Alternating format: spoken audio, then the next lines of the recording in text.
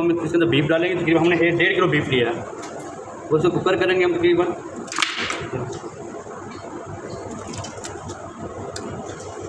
बस हम पानी ऐड करेंगे।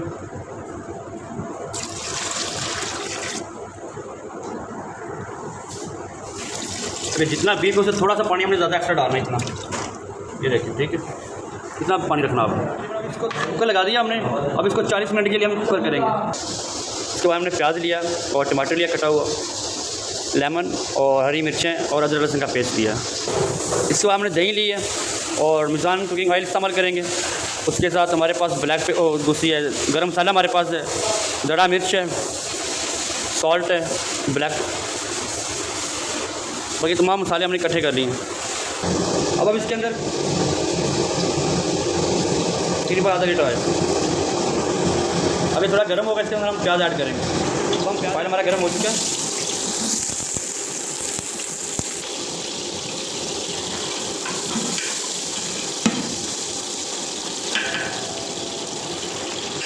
अभी हमारा जो प्याज है जो ब्राउन होना हो चुका है आस्ता आस्ता।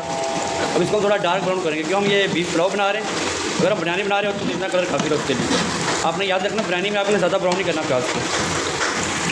तो हम यहाँ पे सिर्फ गर्म मसाला ऐड करेंगे साबुत, ताकि उसका थोड़ा सा रूमा उठे पुलाव के अंदर। जैसे प्याज का कलर ब्राउन होगा, उसके साथ गर्म मसाले का जो रूमा है वो भी उठेगा। अदरक लहसुन का पेस्ट ऐड करेंगे हम इसके अंदर। अभी हमारा प्याज जो है ब्राउन हो चुका है। हरी मिर्चें डालेंगे साबुत हम इसके अंदर, तो थोड़ी हल्की सोते हो जाएँ। अब हम इसके अंदर टमाटर डालेंगे।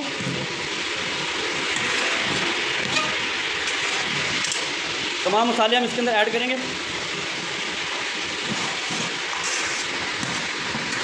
और थोड़ी दही लगाएंगे हम इसके अंदर, लेमन ऐड करेंगे, दही डालेंगे उसमें।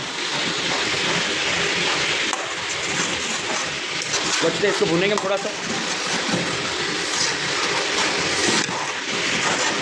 हल्का सा पानी लगाएंगे।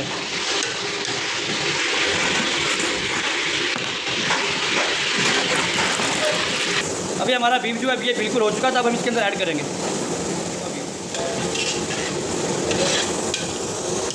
उसको 2-4 मिनट के हम इसको अच्छा भूनेंगे थोड़ा सा इसके अंदर, ताकि उसको टेस्ट वगैरह और बेहतर हो जाए।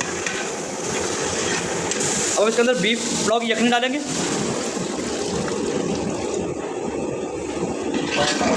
अभी हमारे जितने चावल थे हमने उतने ही इसमें पनीर ऐड किया है, और हम इसको आधा घंटे के लिए दम देंगे।